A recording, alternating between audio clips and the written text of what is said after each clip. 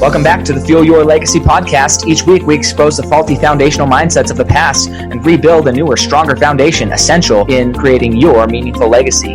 We've got a lot of work to do, so let's get started.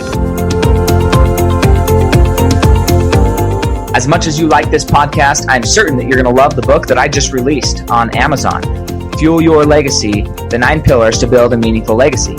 I wrote this to share with you the experiences that I had while I was identifying my identity, how I began to create my meaningful legacy, and how you can create yours. You're going to find this book on Kindle, Amazon, and as always on my website, samknickerbocker.com. Welcome back to the Fuel Your Legacy show, and today we have a real treat, the best treat of all. Nice and sugary and sweet. No, he does it. He did that for a little bit. No, his name's Drew Manning. If you haven't heard of him, I don't know where you've been, honestly, because he's been on national television, probably international television at this point. And he's created a movement of people who are, one, committed to being healthy and giving hope to people who literally may have lost hope or thought, it can never happen for me. I'm too old. I'm too whatever, right? Too many exceptions. He's saying, let's identify your exception and I'll put myself in your situation and then show you that it's possible to climb out. So I'm so excited for this. I've been looking forward to it for, probably like half a year, 6 months or so, to get him on here. And finally he has time. So thank you so much, Drew, for showing up. Go ahead and share your story and really why you're doing what you're doing. So my journey starts actually before I got into health and fitness, because I grew up in a family of 11 brothers and sisters, and we all played sports. So I played football and wrestling from a very young age. And so I was always very active. And because of that, I was naturally skinny and in shape because I had to work out really hard to play these sports. And so it was always a part of my life, being into, somewhat of a fitness routine. And in 2009, I decided to become certified as a personal trainer. And here I was, someone who had never been overweight a day in my life, trying to help people who were overweight pretty much the majority of their life. And there was an obvious disconnect between what I understood was easy and what they understood as what was hard for them.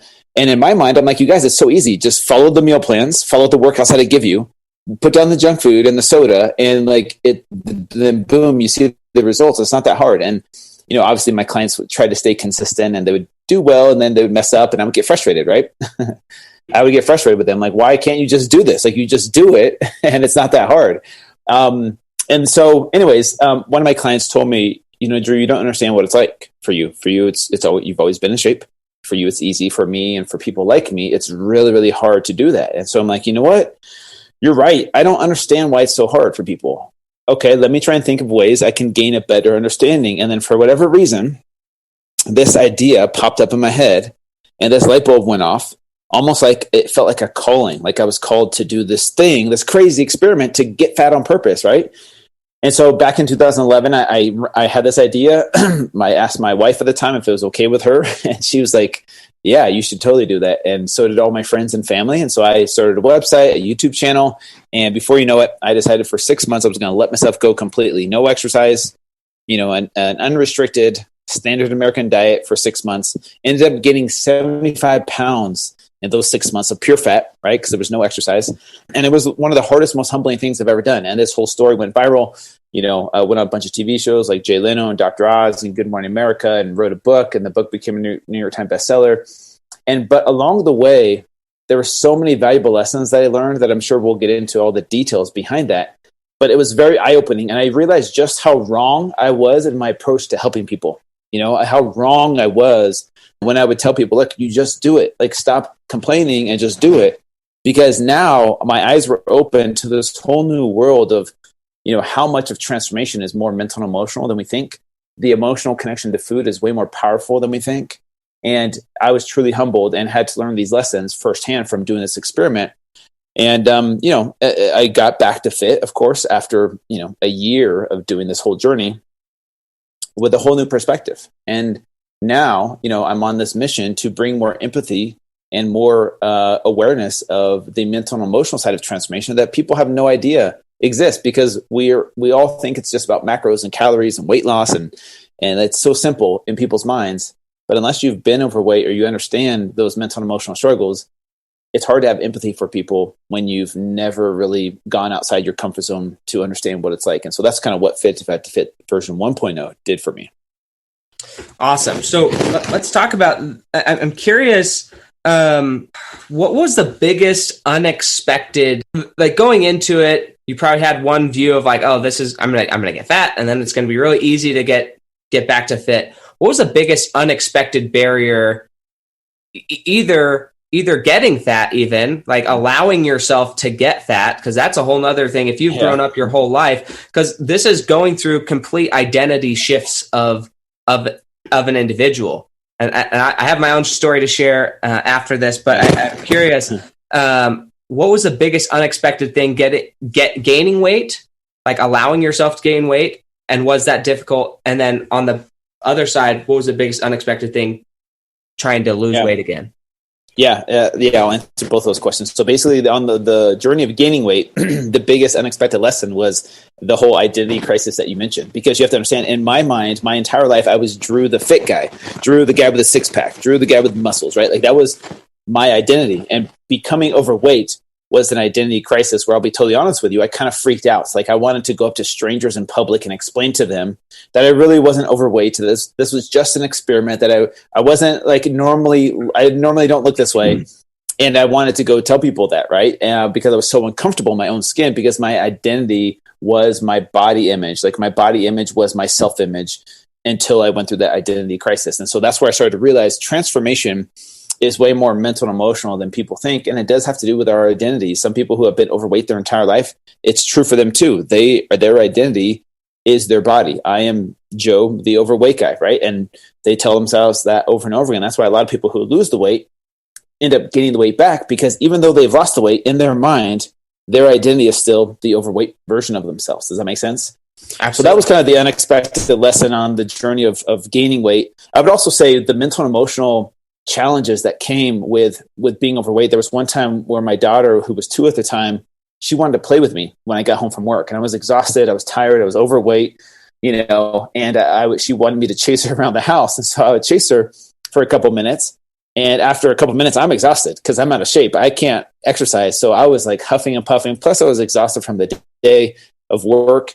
And then, she's trying to pull me off the couch when I needed to take a break. And she's like, "Daddy, come play, please, please." And then she started crying. Because I was like, "No, I can't play with you because Daddy's too tired. I need to rest." And she didn't understand, but it broke my heart to see her so sad because that her own dad couldn't play with her. And it made me realize that there's so many people out there, probably millions of people, that can't play with their kids or their grandkids, not so much because of their weight, but because of their health, and how much that must hurt as an adult to not be able to play with your kids because of your unhealthy situation. So those were some unexpected lessons on the journey of gaining weight. On the journey of losing weight, I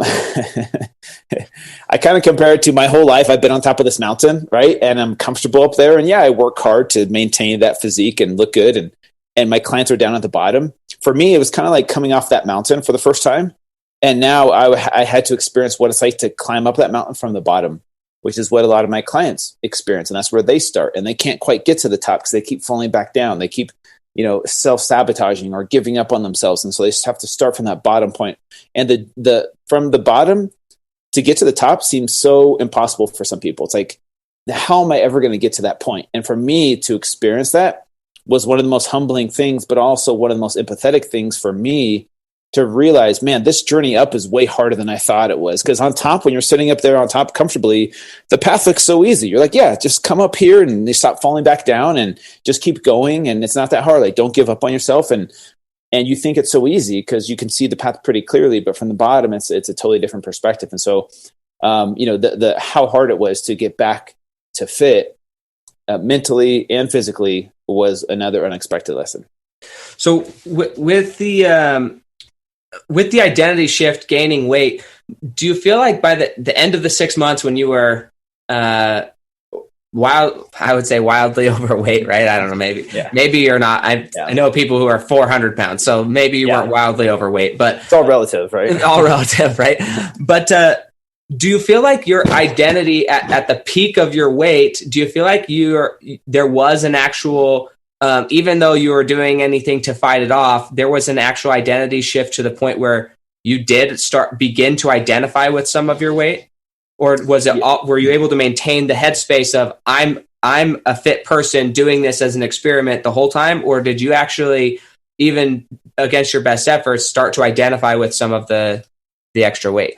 There was a moment where I was going on the Dr. Oz show, and I was about 3 or 4 days left of gaining weight, right? So I was about to turn the corner to lose the weight.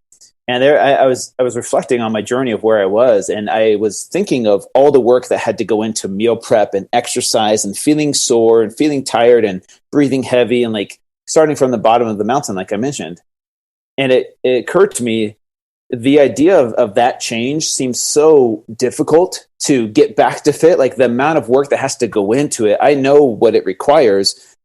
And I see why some people get stuck. And so this happened on my first journey where I'm like, man, I recognize now why people get stuck, because here they are 70, 80, 100 pounds overweight, right?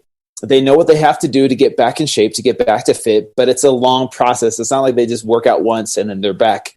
It's a long process. And some people are like, you know what? I'm actually pretty comfortable. Like I can still walk or run. I can still feel pretty much healthy. Like I know I'm not healthy and I might be a little bit uncomfortable with a few things, but the idea of like getting back to where I know I should be seems so uncomfortable that people get stuck in this comfort zone. And so that kind of reflection really helped me realize that, man, I can understand why people get stuck here, because it feels so comfortable, right? And then, but fast forward to the journey I'm on now, doing this the second time as a 40-year-old, this time around, I had zero issues being attached to my body image. Like this time around, I was taking my shirt off. I was going to Hawaii, didn't mind being overweight, like, rocking the dad bod. Like I didn't care, because this time around, I'm not attached to my body image as my self-image.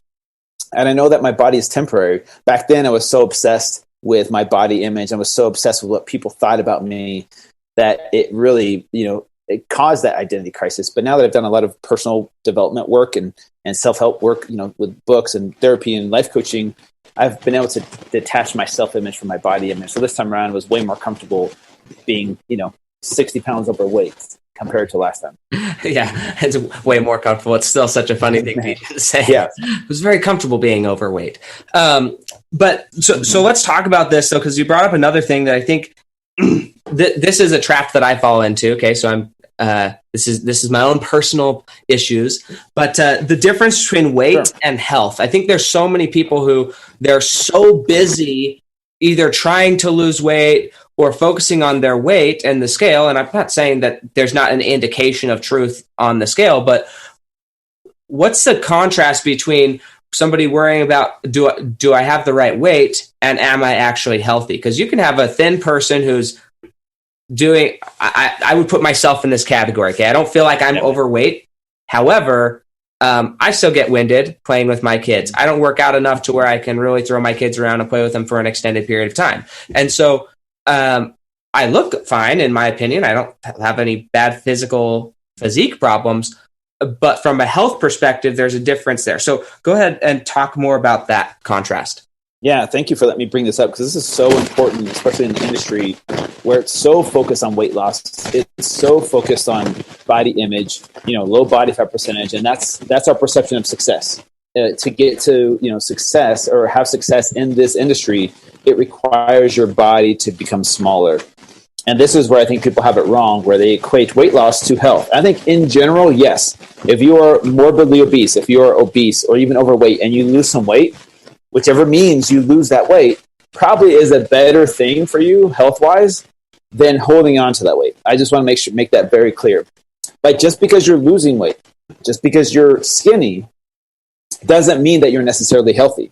And this is why it's so important to do things like blood work and do other tests other than just jumping on the scale. Because we think, oh, this number's going down, I'm automatically getting healthier. But if you're eating processed foods and you're not sleeping well throughout the night, you're not managing your stress, your hormones are all over the place, you might look good on the outside, but that doesn't mean necessarily like if you go get your blood work done, you could still have some serious health issues. If you eat 1,000 calories of donuts and soda versus 1,000 calories of, broccoli and vegetables and healthy, a healthy amount of protein, you're going to look different and you're going to feel different on the inside versus if you ate, the healthy whole food.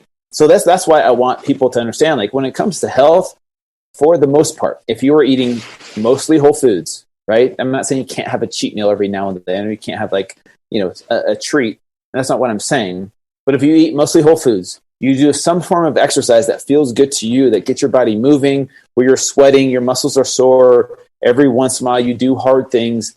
That right there is probably a healthy lifestyle. Plus, on top of that, managing your stress. So walking out in nature, meditating, journaling, gratitude lists, like these kinds of things that help, lower our blood pressure, but also help us to manage our stress that we have from our life. And then on top of that, sleeping like you're getting paid to do it. Like if you sleep like it's your full-time job, you'll make that a priority.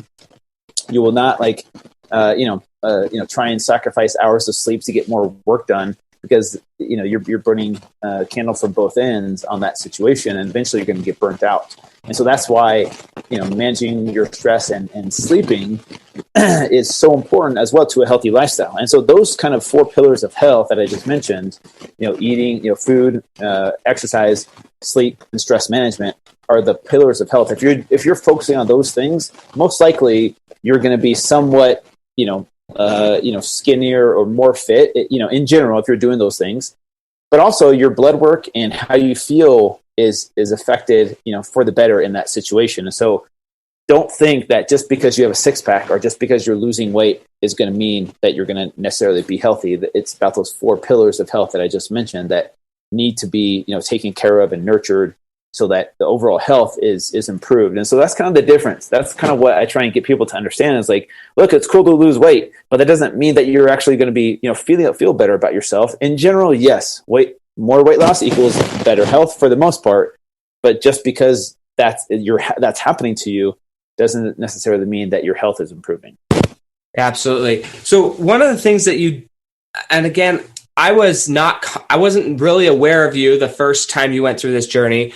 And I have done enough research to understand why you did it the first time. Why did you choose to do it again? Like, what was the motivation or the spurring on of the thought of like, I need to do this as an older individual, or is it just about branding? Is it about business and eyeballs? Like, what was the driver to say, let's do this again? Very good question. So just like you mentioned, there's a few different reasons, but like you mentioned, you didn't really follow it in 2011. A lot of people didn't follow it, to be honest with you. They heard about it after the fact, because in 2011, social media wasn't what it is today. And so I knew back then, not a lot of people actually saw the journey as it was happening now, that I have, way more followers on social media, more eyes, there's more platforms that people use, and we're way more addicted to social media nowadays versus in 2011. So I felt like, one, there was an opportunity to do this again where it would be more impactful, more educational, more inspirational, more powerful, to make more of an impact, right? The second reason was because ever since my first experiment, I gained so much empathy. And I feel like empathy is something that's missing in the fitness industry. And I felt like if I could do this a second time, doing it would bring eyes to my journey, because it's like a train wreck. You can't, you have to watch it happen. You can't turn away from it. So it was almost like a vehicle to get my message across. And my message is one of more empathy in the fitness industry specifically, especially after the year 2020 we just had, where it's super divisive. I felt like this world needs more empathy, specifically the fitness industry for sure. And so I wanted this second journey to be a vehicle to bring my message, to increase awareness of the importance of having empathy for other people. And so that's kind of the second reason I did it. The third reason was because, being a 40-year-old, I have so many people that tell me, now that I'm older, my metabolism has changed, my hormones have changed. It's harder to keep the weight off. It's harder to lose the weight, and I feel like people, as they get older, 40, 50, 60, sometimes we think, it's just harder, and I just kind of accept it the way it is. And I'm like, look, I'm going to do this journey with you. I'll hold your hand every step of the way. Yeah, it might be harder now that you're older. You're not 20 years old anymore. But guess what? We're going to do this journey together as a team, as a community. And that's really the third reason as to why I wanted to do it again as a 40-year-old, because when you're 30, your metabolism is different for sure. You're able to recover quicker. Your hormones are in a different place. And so it's like, okay, now that I'm older, let's do this again. And then also make it more impactful, more educational, more inspirational for people, so that this time around people are blown away at all of this. So anyways, that was kind of my my reasoning for doing it a second time. Awesome. So on the first time, what was your primary vehicle? And I'm going to say vehicle because I think there's a lot of different ways to fuel your body, and different bodies respond better to different types of fuel. What was the primary strategy you used for weight loss in the first one? I know in the second one, I love your check-in days and seeing when you were explaining, hey, I'm eating this, this, and this. And I'm honestly in shock that you could even eat that much food. I don't know how you ate as much food as you ate on the way up to it. I'm just like, ow, who eats that much? I don't know. Maybe apparently there's people who do, but it's not me for sure. But then on the way down, I like seeing that, hey, this is how this diet or this fuel, this type of food affected my body. This is how this one affected my body. And it's like a week structured thing. And so I'm curious, what was the difference between the weight loss journey on the first one and the second one in aspect of how you fueled your body? Yeah. So back then in 2011, my approach was a standard fitness approach based off the information I had back then, which was more of like I would say paleo-ish approach, not 100% paleo, but mostly whole foods, 5 to 6 meals per day, spread out every 2 or 3 hours, right? Pretty high protein, not super high carb, but, moderate amount of carbohydrates and a moderate or low amount of fat. And it worked, like doing 5-6 small meals a day. I had a meal prep all the time, had to be really consistent with my meal timing. And I lost 75 pounds in 6 months and got back to fit. This time around, I'm using a different strategies because obviously, as you know, I have my own keto book and I'm a big fan of the ketogenic diet. And I've just upgraded my knowledge of nutrition over the past 10 years, of course. And so now I'm using a different strategy, which is mostly consists of keto, right? High fat, moderate protein, low carb diet.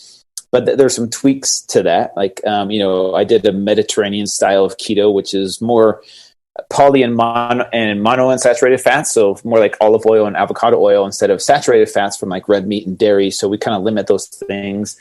And then I did do an experiment with different diets, paleo, vegan, and vegetarian, and incorporated those because what I wanted to do with those popular diets, even with keto, was educate people on, look, there's these 4 popular diets here in America that a lot of people do. Keto, paleo, vegan, and vegetarian. Here's the issues that I have is people fall into these pitfalls and they make these mistakes when they just jump into these diets without doing any research. And they just jump into it thinking, oh, if I do this diet, I'll be healthier and it'll just magically work. And people fall into these traps of gravitating towards processed or comfort foods that fit into those categories. So on keto, I had a lot of bacon and cheese and, keto donuts and keto ice cream and keto bars and keto desserts. And like, that was most of my calories, which came from those types of foods. And then on paleo, same thing. I did a dirty version of that. Same thing with vegan and vegetarian, to educate people on what not to do. And I ended up gaining weight on those diets. And it was actually really bad for my health, doing blood work on those. And then, on the journey back to fit, I've revisited those diets and I just finished a 4-week experiment where I did those diets again for a week at a time, but I did them in a healthy way in a caloric deficit and showed people the difference side by side of like, the video will be coming out soon, the blood work, comparing those things. And then also,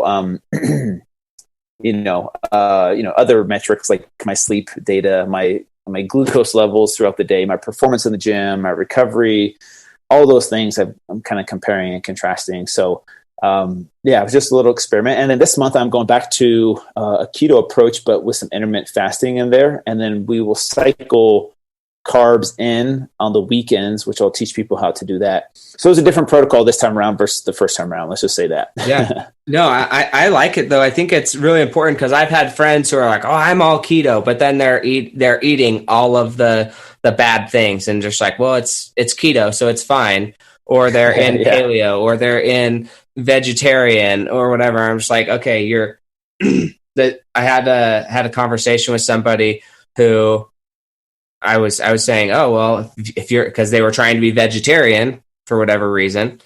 And so I was like, oh, I guess you can't have eggs, right? Or whatever it was. I forget exactly what it was, but because he'd made a big stink about this specific thing. So I was like, oh, well, I bet that these, whatever it was, I think it was eggs, but these are better than the candy or the cake that you're eating. Yeah. And they're like, no, these are keto. And I'm like, okay, like sugar might be keto, but it's worse for you than something that's not vegetarian. Like whatever it is, it's, I don't know what the actual terms of all the diets are. So I'm not the expert. That's okay. But point is, there's definitely a healthy and an unhealthy way of doing that. That's why I love that you've kind of exposed that. And really, I'm excited to see the blood work and all the other metadata to back that up of like how it actually affected your body. Because I think that's such a crucial thing when we're going into any type of health, is actually looking at the health and the blood work. What percentage would you say of people actually get blood work done? Not just because their doctor said, hey, you need blood work done, but like are regularly doing blood work just to know what their health is as part of their regular health routine? My guess, if I had a guess, would be a very low percentage of people, just because people only care about weight. Like even as much as I preach, other forms of markers that measure health, I think most people tend to not care about the blood work as much. As long as they feel fine, if they have heart problems, they have heart pain in their chest, or they have a hard time breathing and they feel like something's wrong, then they go get their blood work done. My hope is to change that, but it's probably a low percentage of people actually get their blood work done to test to see if this protocol of eating keto or eating vegan is actually healthy for me. And I tell people, look, if you're getting your oil changed in your car more often than you're getting your blood work done, you're probably going to end up with a problem someday if you don't know ahead of time of what's actually happening inside of your body. And so it's, I know we tend to wait until we have a serious problem, and then we were like, oh, okay, now I need to change this, instead of preventing it from happening, right? And using a preventive approach instead of like waiting until something serious happens and then taking medication to put a Band-Aid on that and try and fix that symptom, rather than getting to the root cause of most of these issues. So awesome. So when you wrote your book the first time, what was the main purpose of writing the Complete Keto book? So my first book was actually Fit2fat2fit. That was like my first journey, kind of describing to people what I went through and what I learned. And so that one's different. Complete Keto, I wrote after I stumbled upon keto and ended up falling in love with it, and then started educating people on it. The reason I wanted to write my own keto book was because my approach to transformation is different than just your typical personal trainers. Like most people in the fitness industry, it's all about, okay, how to, get that body composition down, lose weight, lose fat, get stronger, get this body. And yes, that's sexy, but I think my approach is more of a holistic approach where it's like, hey, it's a complete transformation. So in my book, Complete Keto, I talk about, of course, the meal plans, the recipes, the workouts, like all of that stuff we know we're supposed to do. But on top of that, it's help on the mental and physical side to help people become more fulfilled where they're at now. Even though they're not like at the ideal weight, I teach them, how to operate out of a place of self-love versus self-hate, and how to become more fulfilled with themselves before they even start their journey. And then that journey becomes so much more enjoyable instead of hating that journey of dieting and exercising and trying to lose weight. And people just become miserable and they end up getting burnt out and then going back to their old ways because they think that's happiness. And that's true self-love, is by going back to their old habits. And so, my approach is a little bit different, trying to educate people on the mental and emotional side as much as the physical. Yeah, I know you've been doing this for quite, at this point, years. But do you feel like your primary clientele, the mindset of your clientele has actually changed from before you did your first journey to where you are now? I just know for myself, when I'm working with somebody who just wants one objective, then their mindset's different. The moment I shifted my business into a more legacy of meaning and started focusing on everything I do from a perspective of what's the purpose behind it, then my actual clients changed as far as who I was working with. They are more introspective and they are more caring about the actual process than they care about the outcome. But before it was just like, I just want the outcome. Like, tell me whatever I need for the outcome. And then as I shifted my orientation and how I was marketing, then I started to get a lot more people who really want the whole process and they want that transformation rather than just the result. So have you found something similar, and how so Has that held up? Yeah, 100%. Like ever since, my first journey, I've evolved so much as who I am as an individual. And so as my people start to consume my content, my messaging, they start to realize that there's more to what I'm saying than just how to get skinny, how to get fit, thinking once I get this body, then all my problems will be solved. And so a lot of people that gravitate towards me now tell me it's because of the empathy factor that, I preach and talk about all the time, is the empathy factor. And I think that's where people feel like it's a safe place for them to come over here. And then they start to listen to me kind of talk about how it's not about the results, how it's about falling in love with the process, and that you're worth it to fight for your health, no matter if the results come. And we'll talk about ways to, increase your results for sure, but don't attach your emotions, your success, your happiness to those results. We find ways to enjoy the process or be fulfilled in just the process alone.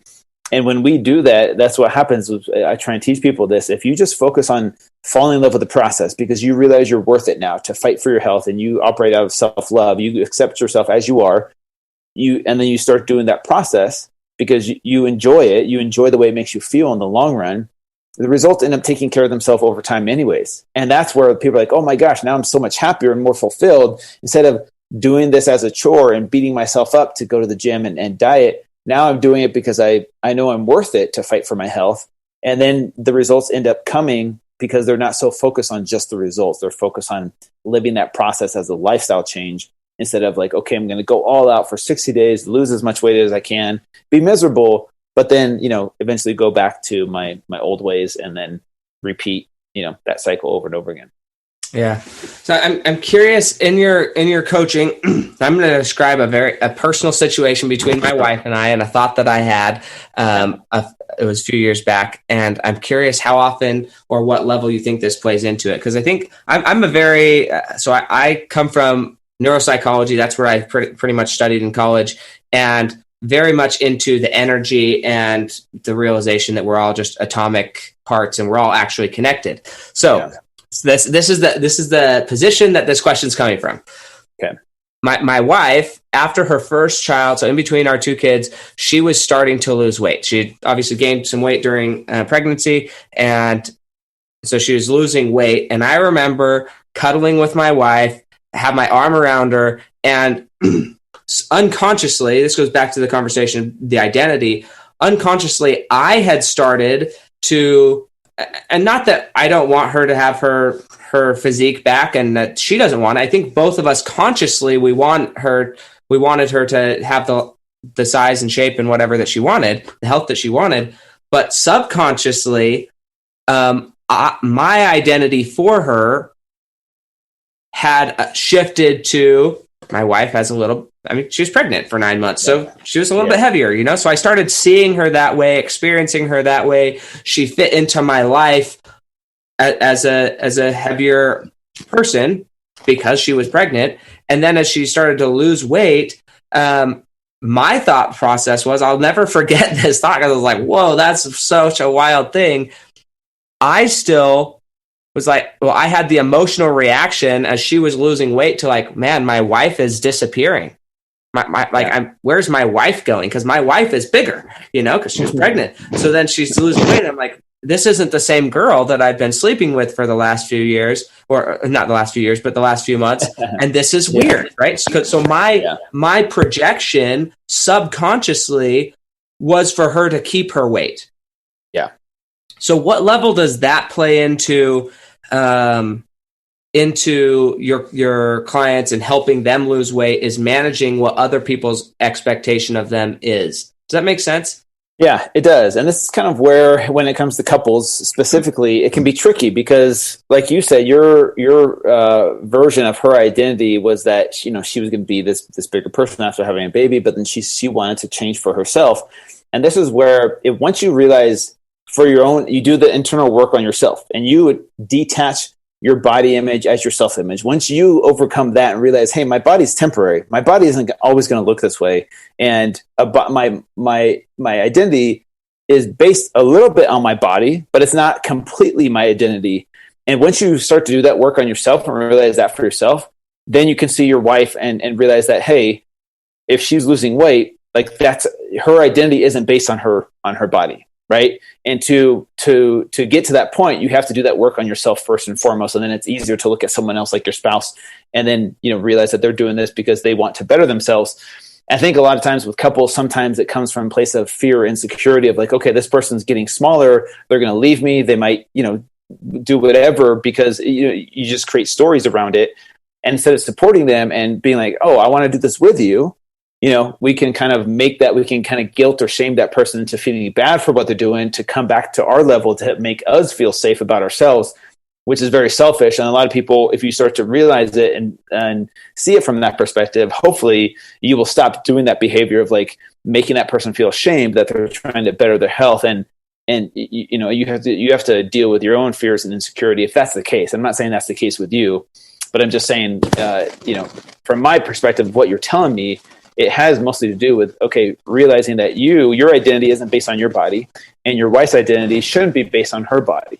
She's more than her body. You are more than your body in this situation. It's a part of your identity, but it's not your complete identity. So once you realize that, it's easier to look at someone who wants to change their body after having a baby, and you can support them more. You can cheer them on. You can do that journey with them and say, hey, let's do this together as a team. And it's a bonding moment for you guys to be like, now we have a common goal in mind. And that tends to help out couples in these situations. Does that make sense? Yeah, no, absolutely. It's just fascinating that I had that thought. And I've had the thought since with my own self, because I have stairs in my office. And sometimes after holidays, after I eat too much, I just sometimes don't have the self-control to not eat it if it tastes good.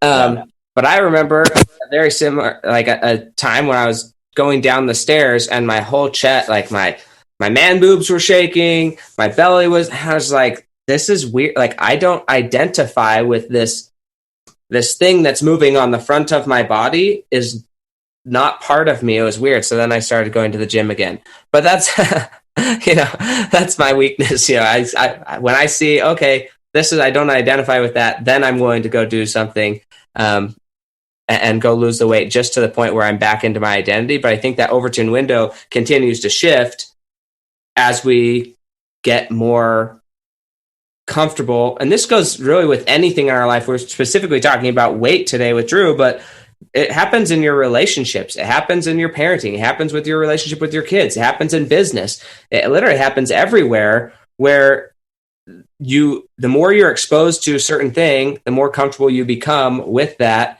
And the harder it is for you to see that there even is a change. It's interesting. So I want to ask you this again. When you started Fit2fat2fit, because the way I view Fit2fat2fit, and correct me if I'm wrong here, but I view it more as a brand rather than a company. And the separation of brand versus company is, in my mind, a brand can go into different spaces and have it be normal, right? You can go into sleep. You could go into whatever area you need to, and it would still make sense. You could have a clothing line that still makes sense, because Fit2fat2fit is a brand. Whereas if you're just a personal trainer and you're helping people lose weight, that's just a company and that's what you do, versus a brand being a movement and something that can cross between. You got to make sure you take yourself off mute for this. But so that is I'm curious, did you know that you were starting a brand, or did it turn into a brand after? It didn't start out as that. It didn't start out as this movement. It started out as an idea, and then we'll see where this idea goes. Because I had a full-time job in the medical field when I started Fit2fat2fit, not knowing what would happen. Maybe the local news would pick it up. I didn't know what to expect until it just took off and it went viral. And then I'm like, okay, book deals, TV shows, like, what do I do now? I'm going to make this into a career. And here's my movement, or here's my messaging that comes from this journey. So it kind of really developed into that. 10 years ago, when I started this, I had no idea what I was doing.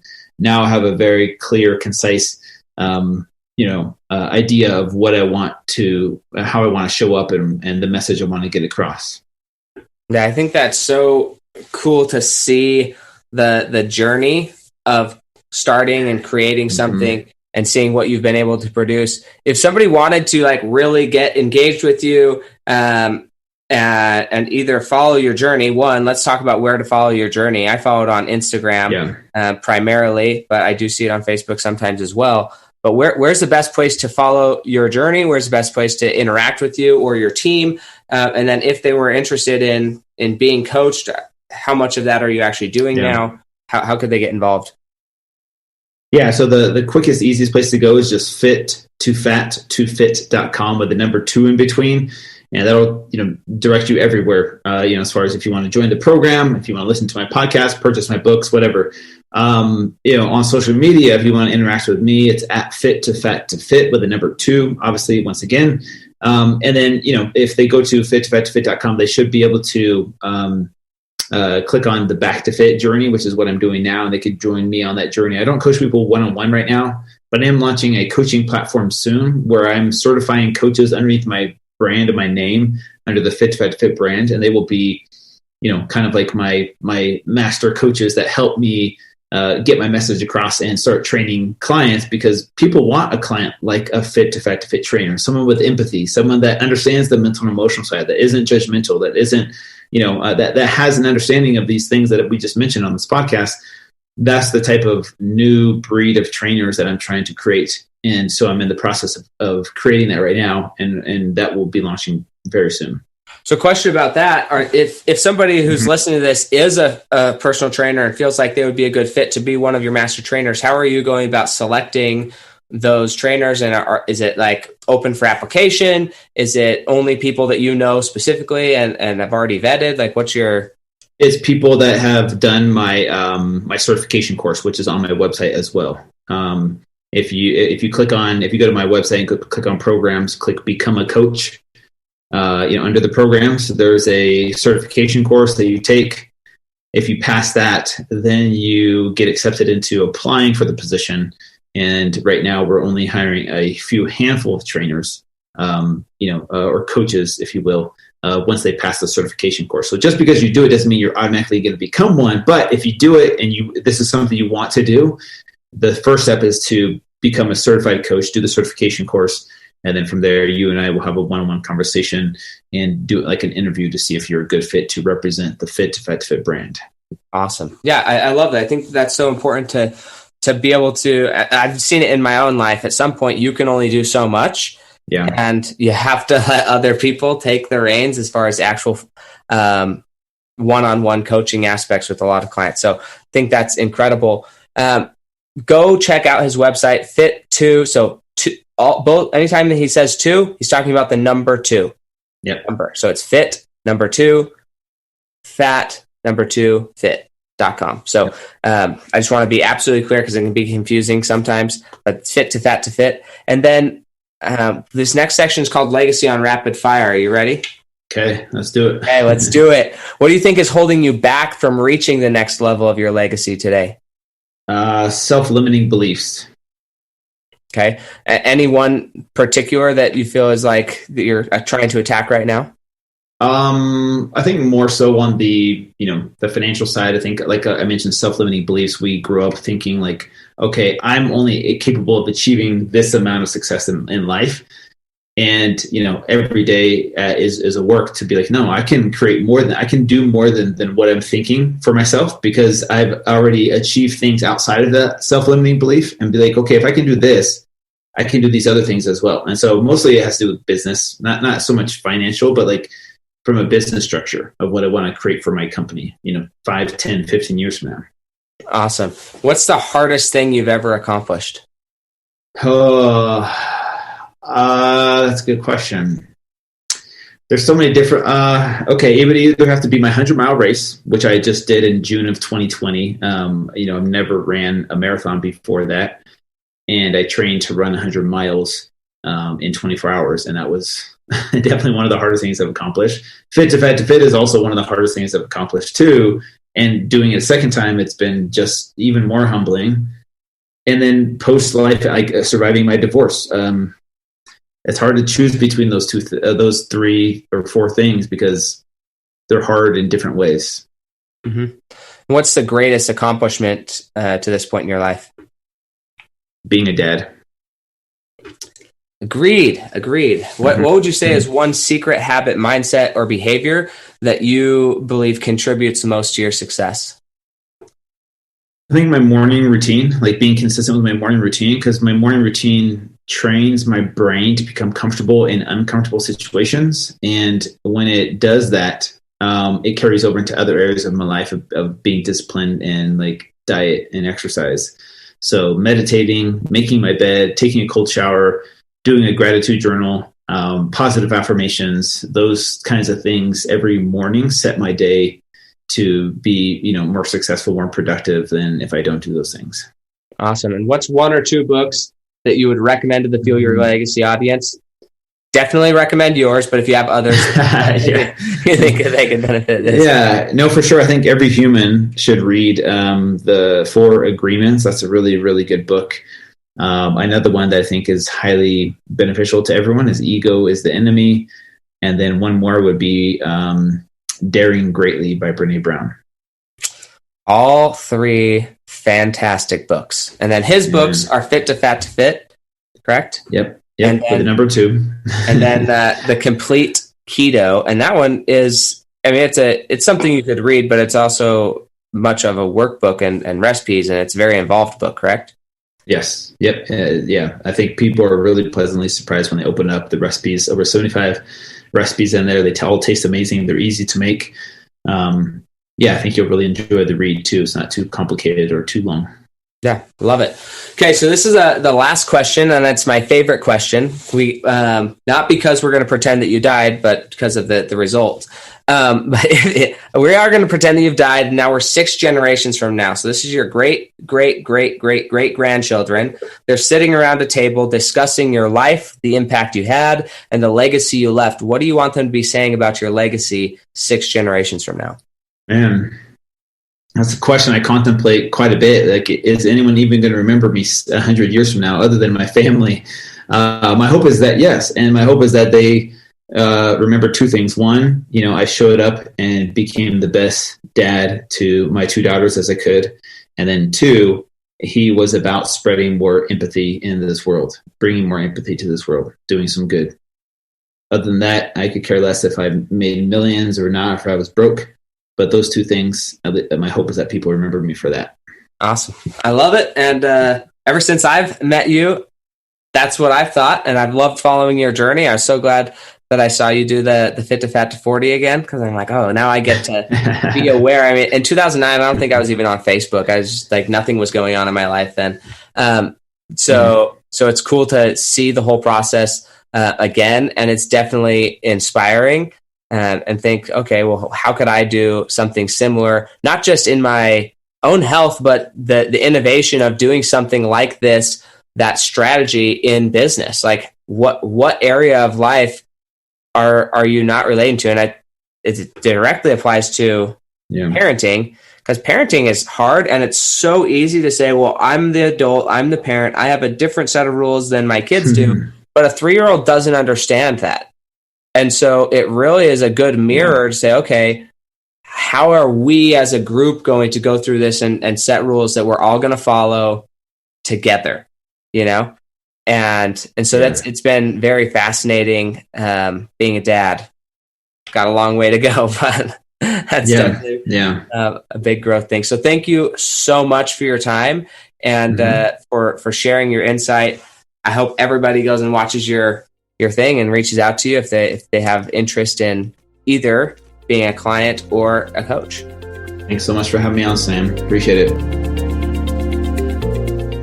Thanks for joining us. If what you heard today resonates with you, please like, comment, and share on social media. Tag me, and if you do give me a shout out, I'll give you a shout out on the next episode. Thanks to all of those who've left a review. It helps spread the message of what it takes to build a legacy that lasts. And we'll catch you next time on Fuel Your Legacy.